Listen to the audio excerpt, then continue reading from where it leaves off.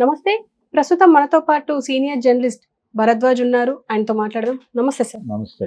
Sir, వాలంటీర్లు ఇప్పుడు వాళ్ళు జనసేన పార్టీ అధ్యక్షుడు, డిప్యూటీ సీఎం పవన్ కళ్యాణ్ ఇంటికి వెళ్లారు. అక్కడ మీడియాతో మాట్లాడుతూ కావాలని మమ్మల్ని బలవంతంగా రాజీనామా చేయించారని చెప్పేసి మీడియాతో మాట్లాడుతున్నారు. అసలు ఏం ఆశించి పవన్ కళ్యాణ్ దగ్గరికి వెళ్ళి ఉండొచ్చు సార్? అంటే సీఎం దగ్గరికి వెళ్ళి ఉండొచ్చు కదా. అంటే పవన్ కళ్యాణ్ ఒక రకంగా వాలంటీర్ వ్యవస్థ మీద ఫోకస్ పెట్టినాడు ముందు.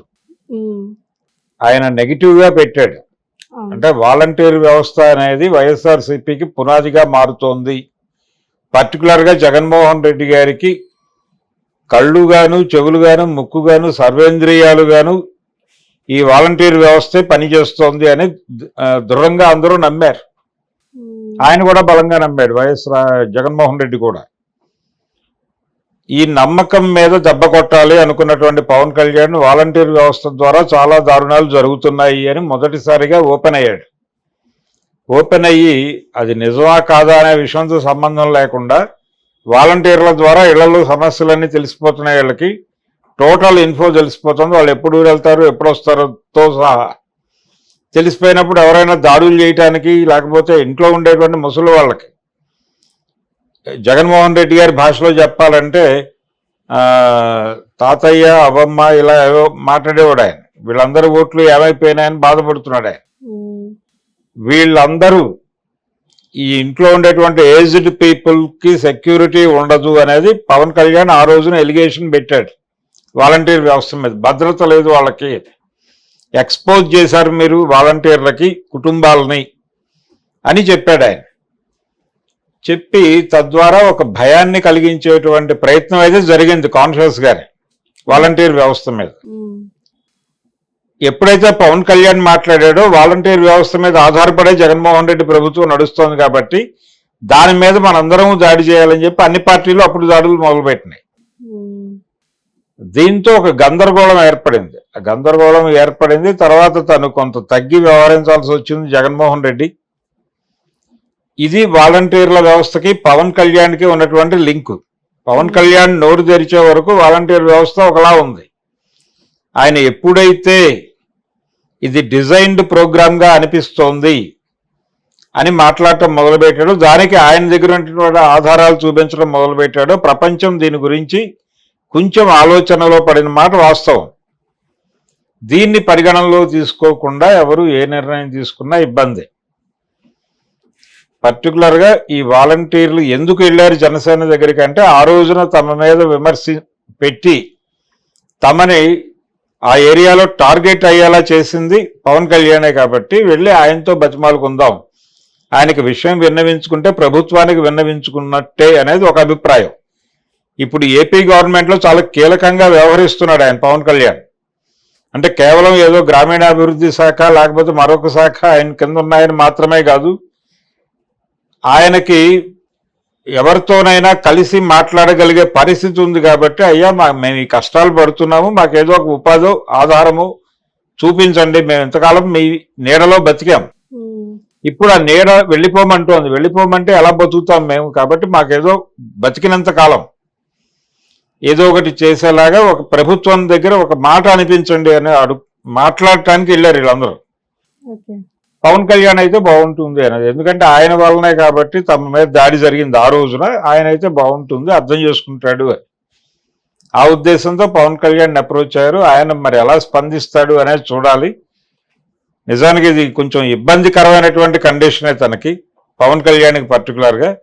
ఇలా పవన్ని అడకత్తెరలో ఎరిగించడం కోసం ఈ నిరసన డిజైన్ చేశాడు.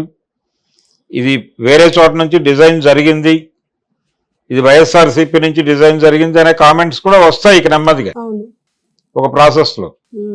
కానీ ఒక యాక్టివిటీ అయితే ఒక పాజిటివ్ టోన్ ఉంది, ఆ లెటర్ ఇచ్చినటువంటి వాళ్ళలో పాజిటివ్ టోన్ ఉంది కాబట్టి కొంతవరకు అర్థం చేసుకోవచ్చు. ఆయన ఎలా స్పందిస్తాడు అనేది చూడాలి. పవన్ కళ్యాణ్ ఎలా స్పందిస్తాడు, ఎలా హ్యాండిల్ చేస్తాడు వీళ్ళ ఆక్రోశాన్ని,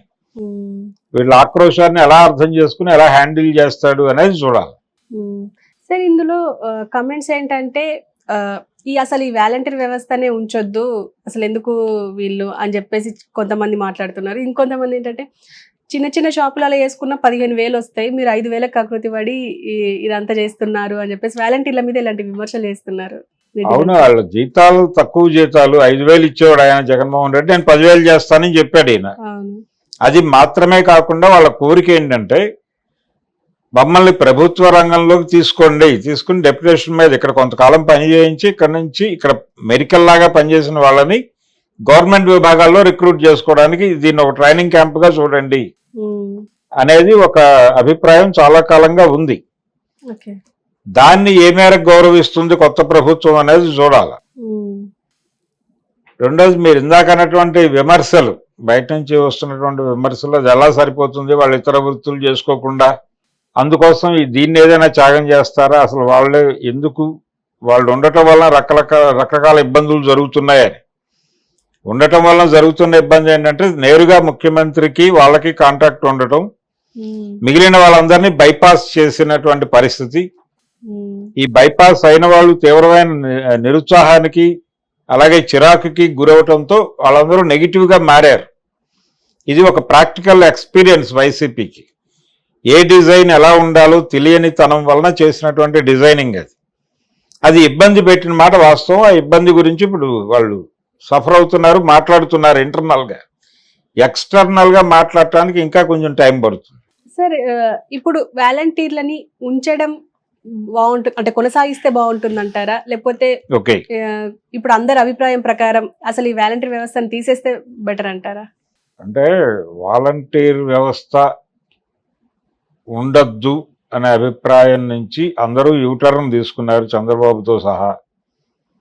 తీసుకుని 5,000 కాదు నేను 10,000 ఇస్తాను, వాళ్ళని ఇంకా బాగా చూసుకుంటానని మాట్లాడాడు ఎన్నికలకు ముందు. ఆయన ఎన్నికల్లో గెలిచాడు కాబట్టి ఆ ప్రామిస్ని నిలబెట్టుకుని వాళ్ళకి 10,000 జీతం ఇవ్వడం మాత్రమే కాకుండా వాళ్ళల్లో మెరికల్లాగా పనిచేసిన వాళ్ళకి ప్రమోషన్ ఏదైనా ఇచ్చి గవర్నమెంట్ సర్వీసుల్లో తీసుకుంటే రెవెన్యూ సర్వీస్లో పని చేయగలుగుతారు వాళ్ళు.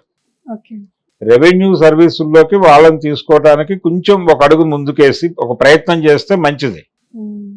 అలా కాకుండా వాలంటీర్ వ్యవస్థను తీసేస్తాము అంటే ఎన్నికల ముందే చెప్పు ఉండాల్సింది ఆ మాట. మీరు ఎన్నికల్లోనేమో వాలంటీర్లను కాపాడుకుంటాము, వాళ్ళ జీతాలు ఎన్హాన్స్ చేస్తామని చెప్పి ఇప్పుడు వాలంటీర్ వ్యవస్థను నిర్మూలిస్తాము అని మాట్లాడితే అది నెగిటివ్గా జనాల్లోకి పంపవుతుంది. అందుకని జాగ్రత్తగా ఉండాలి. రెండోది, వాలంటీర్స్ వలన చాలా సఫరింగ్ జరిగింది అనేటువంటి అభిప్రాయం ఉంటే దాన్ని ఎలా వినియోగించుకోవాలో, ఎలా వాళ్ళని కంట్రోల్లో పెట్టుకోవాలో ఇవన్నీ డిజైన్ మార్చుకోండి మీరు. అంతే తప్ప ఇప్పుడు ఆ వ్యవస్థ రద్దు అంటే అలా కుదురుతుంది. అది ఎన్నికలకు ముందు చెప్పి ఉండాలి మీరు. మేము వచ్చిన తర్వాత వాలంటీర్ వ్యవస్థ ఉండదు అని ఆ రోజున ఎందుకు చెప్పలేదు అంటే తద్వారా పడేటువంటి ఓట్లు ఉన్నాయని మీకు అనిపించింది కాబట్టి ఆ ఓట్లు తీసేసుకుని ఇప్పుడు వాళ్ళని అంటే రేవు దాటాక బోడి మల్లన్న అన్నట్టు అనదలుచుకున్నారా అనే ప్రశ్న వస్తుంది. అందుకని వాలంటీర్ వ్యవస్థని తగిన పర్యవేక్షణలో ఉంచి నిర్వహించటమే మంచిది.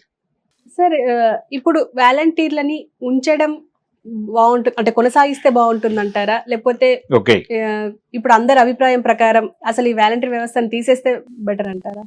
అంటే వాలంటీర్ వ్యవస్థ ఉండద్దు అనే అభిప్రాయం నుంచి అందరూ యూటర్న్ తీసుకున్నారు, చంద్రబాబుతో సహా.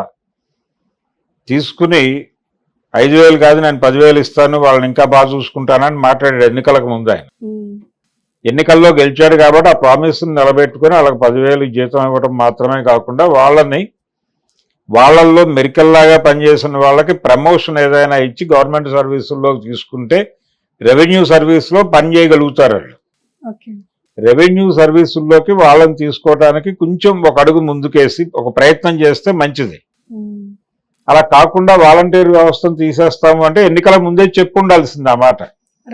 మీరు ఎన్నికల్లోనేమో వాలంటీర్లను కాపాడుకుంటాము, వాళ్ళ జీతాలు ఎన్హాన్స్ చేస్తామని చెప్పి ఇప్పుడు వాలంటీర్ వ్యవస్థను నిర్మూలిస్తాము అని మాట్లాడితే అది నెగిటివ్గా జనాల్లోకి పంపవుతుంది. అందుకని జాగ్రత్తగా ఉండాలి. రెండోది, వాలంటీర్స్ వలన చాలా సఫరింగ్ జరిగింది అనేటువంటి అభిప్రాయం ఉంటే దాన్ని ఎలా వినియోగించుకోవాలో, ఎలా వాళ్ళని కంట్రోల్లో పెట్టుకోవాలో ఇవన్నీ డిజైన్ మార్చుకోండి మీరు. అంతే తప్ప ఇప్పుడు ఆ వ్యవస్థ రద్దు అంటే అలా కుదురుతుంది. అది ఎన్నికలకు ముందు చెప్పి ఉండాలి మీరు. మేము వచ్చిన తర్వాత వాలంటీర్ వ్యవస్థ ఉండదు అని ఆ రోజున ఎందుకు చెప్పలేదు? అంటే తద్వారా పడేటువంటి ఓట్లు ఉన్నాయని మీకు అనిపించింది కాబట్టి ఆ ఓట్లు తీసేసుకుని ఇప్పుడు వాళ్ళని అంటే రేవు దాటాక బోడి మల్లన్న అన్నట్టు అనదలుచుకున్నారా అనే ప్రశ్న వస్తుంది. అందుకని వాలంటీర్ వ్యవస్థని తగిన పర్యవేక్షణలో ఉంచి నిర్వహించటమే మంచిది. Okay sir, thank you. Thank you.